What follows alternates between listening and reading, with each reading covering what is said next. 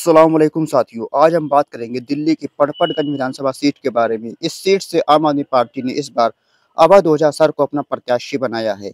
क्या अवध ओझा सर इस सीट पर चुनाव जीत सकते हैं या फिर एआईएमआईएम पार्टी इस सीट पर चुनाव जीतेगी या फिर भारतीय जनता पार्टी इस सीट पर चुनाव जीतेगी? आज हम इस सब चीज़ का विश्लेषण करेंगे और साथ ही साथ बताएंगे कि इस विधानसभा सीट पर पिछले चुनाव नतीजे क्या रहे हैं और सीट पर क्या समीकरण है, जाति समीकरण क्या है।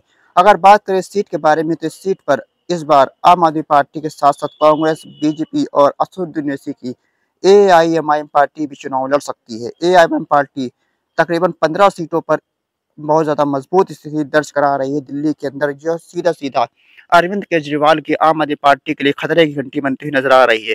बात करें 2013 के अंदर जो विधानसभा चुनाव हुआ था, उस विधानसभा चुनाव के बारे में, तो यहाँ पर आम आदमी पार्टी से मनीष सिसोदिया चुनाव जीते थे, जिनको 50,211 वोट मिला था।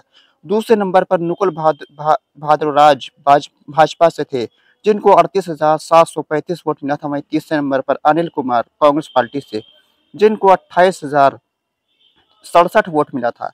यहाँ पर मनीष सिसोदिया ने पहली बार जीत हासिल करी थी और आम आदमी पार्टी का यहाँ पर खाता खोला था।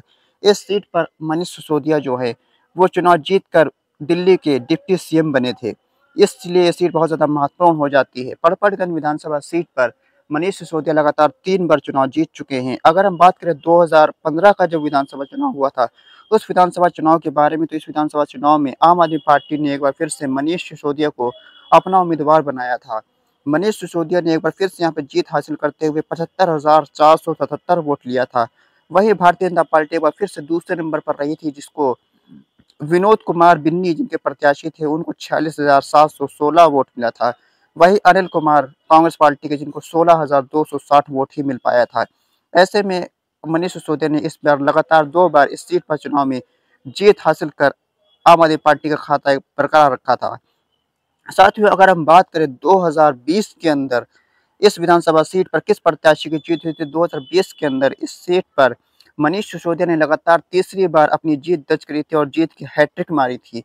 इस सीट पर मनीष सिसोदिया 70,163 वोट पाए थे।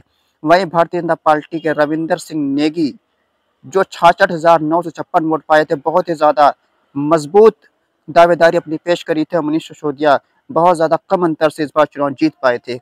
वहीं बात करें कांग्रेस पार्टी की, तो कांग्रेस पार्टी के लक्ष्मण रावत सिर्फ 2,802 वोट ही पाने में कामयाब हो पाए थे। इस सीट पर लगभग 3 साढ़े 3 हज़ार वोट से ही मनीष सिसोदिया इस बार चुनाव जीत पाए थे। इसीलिए इस बार मनीष सिसोदिया की सीट बदली जा चुकी है और इस बार इस सीट से आम आदमी पार्टी ने अवध ओझा सर को अपना उम्मीदवार बनाया है। अवध ओझा सर एक फेमस यूट्यूबर है। वो यूपीएससी की परीक्षाओं के लिए बच्चों को तैयारी करवाते हैं और साथ ही साथ उनका बहुत ज़्यादा फेमस भी है वो। इस सीट के जाति समीकरण की बात करें तो इस सीट पर लगभग सिंध वोटर जो हैं वो 14% है और मुस्लिम सिर्फ 8 साढ़े 8% मुस्लिम वोटर्स है।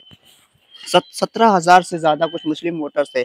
ऐसे में एआईएमआईएम पार्टी इस सीट पर अपना प्रत्याशी किसको बनाती है, चीज़ भी देखने वाली होगी, क्योंकि एआईएमआईएम पार्टी इस सीट पर हो सकता है कि किसी हिंदू समाज से आने वाले प्रत्याशी को चुनाव मैदान में उतार दे, क्योंकि इस सीट पर तकरीबन 8.5% ही मुस्लिम वोटर्स हैं। ऐसे में मुसलमान वोटर्स का बड़ा संख्या जो है वो एआईएमआईएम पार्टी की तरफ जा सकता है और अगर हिंदू वोटर इमाम पार्टी की तरफ लाना है तो यहाँ पर हिंदू प्रत्याशी इमाम पार्टी को देना पड़ेगा। साथियों, अगर बात करें भारतीय जनता पार्टी के बारे में, तो भारतीय जनता पार्टी जो पिछले बार प्रत्याशी रविंदर सिंह नेगी थे, वो इस बार फिर से भारतीय जनता पार्टी की तरफ से प्रत्याशी बन सकते हैं। ये रविंदर सिंह नेगी जो है वो आए दिन बाजारों में, सड़कों में जा जाकर दुकानदारों को परेशान करते हुए नजर आते हैं और वहां पर दुकानदारों से उनका नाम पूछते हैं, उनका नाम प्लेट लगाने के लिए भी कहते हैं। बात करें कांग्रेस पार्टी की, तो कांग्रेस पार्टी ने इस बार चौधरी अनिल कुमार को अपना उम्मीदवार बनाया है। चौधरी अनिल कुमार 2008 से 13 तक विधायक कांग्रेस पार्टी के रह चुके हैं, इसलिए इस बार इनकी दावेदारी भी मजबूत पेश हो रही है। साथ ही साथ असदुद्दीन ओवैसी भी इस बार अपने प्रत्याशी दिल्ली के अंदर उतारने जा रहे हैं। अगर दिल्ली के अंदर पड़पड़गंज विधानसभा सीट पर असदुद्दीन ओवैसी ने अपना प्रत्याशी उतारा तो यहाँ पर सारी पार्टियों के समीकरण बिगड़ जाएंगे और असदुद्दीन ओवैसी की मौजूदगी से यहाँ पर किसी भी पार्टी के प्रत्याशी की जीत या हार का मार्जिन बहुत ज़्यादा कम हो सकता है और यहाँ पर आम आदमी पार्टी के अवध ओझा सर को झटका भी लग सकता है, क्योंकि अवध ओझा सर जो हैं वो पहली बार राजनीति में आए हैं और आम आदमी पार्टी के सिंबल पर चुनाव लड़ रहे हैं। ऐसे में एक ऐसी विधानसभा जहां से वहां के डिप्टी सीएम सिर्फ 3,000 वोटों से चुनाव जीत पाए थे, ऐसे में अवध ओझा सर के लिए यह राजनीतिक जो उनकी शुरुआत है बहुत ज़्यादा मुश्किल का सामना करना पड़ सकता है।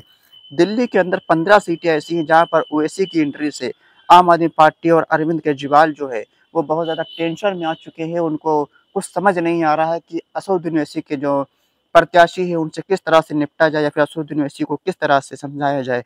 सीधी बात ये है कि जो असदुद्दीन ओवैसी जो हैं, वो हमेशा दिल्ली के अंदर कभी चुनाव नहीं लड़े थे विधानसभा का, लेकिन इस बार पहली बार दिल्ली के विधानसभा चुनाव में असदुद्दीन ओवैसी ने अपना प्रत्याशी उतारने का ऐलान किया है। ऐसे में कांग्रेस पार्टी हो या फिर आम आदमी पार्टी हो, जो कि इंडिया गठबंधन का हिस्सा है, इसके बावजूद ये लोग अलग-अलग चुनाव लड़ रहे हैं।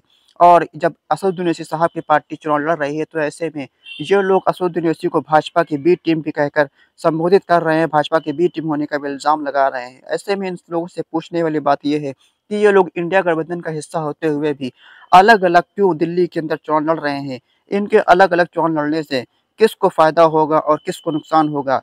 इस बात का भी बहुत ज़्यादा सोचने का विचार है, क्योंकि ये लोग जो अलग-अलग चुनाव लड़ेंगे, इससे सीधा फ़ायदा भारतीय जनता पार्टी और नरेंद्र मोदी को होता हुआ दिख रहा है। दिल्ली के अंदर एआईएमआईएम पार्टी चुनाव लड़ रही है, तो ऐसे में अरविंद केजरीवाल का पिछले दिनों एक बयान आया था, उनसे एक पत्रकार ने पूछा था कि असदुद्दीन ओवैसी भी दिल्ली के अंदर अपने प्रत्याशी उतार रहे हैं। ऐसे में आपका क्या कहना है? तो यहाँ पर अरविंद केजरीवाल ने सीधा-सीधा कहा था कि वो भाजपा के इशारों पर काम कर रहे हैं। उनके जो प्रत्याशियों की लिस्ट है, वो भाजपा के कार्यालय से बनकर आती है। लेकिन वहीं पर अगर अरविंद केजरीवाल से ये पूछा जाए कि अरविंद केजरीवाल ने हरियाणा के अंदर, गोवा के अंदर, गुजरात के अंदर, इन सब राज्यों में जो प्रत्याशी उतारे थे, अब वहाँ पर किसके कार्यालय से उनकी लिस्ट बनकर आई थी, यहाँ पर इन्होंने किसको फ़ायदा पहुँचाया था, तो इसका जवाब वो नहीं दे पाएँगे। वो कहेंगे कि हमारा लोकतंत्र में हमारा अधिकार है चुनाव लड़ने का, इसलिए हम चुनाव लड़े थे। तो असदुद्दीन ओवैसी साहब को क्या लोकतंत्र में चुनाव लड़ने का अधिकार नहीं है? क्या उनके पार्टी को चुनाव लड़ने का अधिकार नहीं है? साथियों, ऐसे लोगों को हम लोगों को इस बार सबक सिखाना है और दिल्ली की विधानसभा के अंदर असदुद्दीन ओवैसी को एक बड़ी जीत हासिल करनी है, क्योंकि असदुद्दीन ओवैसी जो हैं, वो हिंदुस्तान के मुसलमानों की वाहिद आवाज़ है। जो मुसलमानों के मुद्दे होते हैं, वो पहली जो नेता होता है, जो आवाज़ उठाता है, वो असदुद्दीन ओवैसी है। ये अरविंद केजरीवाल हों या राहुल गांधी हों या फिर अखिलेश यादव वगैरह हों, ये सब कहीं नज़र नहीं आते जब मुसलमानों का मुद्दा आता है। हालाँकि जब असदुद्दीन ओवैसी साहब बोलते हैं, तो ये सब असदुद्दीन ओवैसी को बी टीम अब असदुद्दीन ओवैसी को भाजपा का एजेंट साबित करने में लग जाते हैं। लेकिन मुसलमानों के मुद्दों पर अगर खामोशी अख्तियार करनी ही है, तो मुसलमानों के वोट आपको क्यों चाहिए? मुसलमानों के मुद्दों पर बोलने वाला नेता जो है मुसलमानों को, उसको चुनना चाहिए। आखिर ताहिर हुसैन के लिए असदुद्दीन ओवैसी ने ही आवाज़ क्यों उठाई? आखिर ताहिर हुसैन को असदुद्दीन ओवैसी ने ही टिकट क्यों दिया? क्यों राहुल गांधी या फिर अरविंद केजरीवाल ने टिकट नहीं दिया? आखिर ताहिर हुसैन से इतनी ज़्यादा नफ़रत इन लोगों को क्यों है?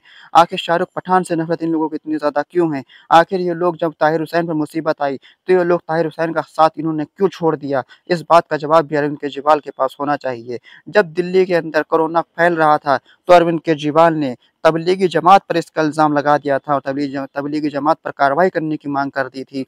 लेकिन वहीं जब मुसलमानों का कोई मुद्दा आता है, तो ये लोग कहते हैं कि पुलिस हमारे हाथ में नहीं है, हमारा कंट्रोल सेंट्रल गवर्नमेंट के कंट्रोल में पुलिस के हाथ में, इसलिए हम कुछ नहीं कर सकते। लेकिन जब तबलीगी जमात की बात आती है, तो ये लोग सीधा-सीधा तबलीगी जमात पर एक्शन लेने की माँग पुलिस से कर देते हैं। आखिर ये दोगलापन कब तक चलेगा इन लोगों का? साथियों, इस बार मुत्तहिद होकर, मुनज़्ज़म होकर इमाम पार्टी को वोट करिए। साथियों, आपको क्या लगता है कि इमाम पार्टी दिल्ली के अंदर कामयाब होगी?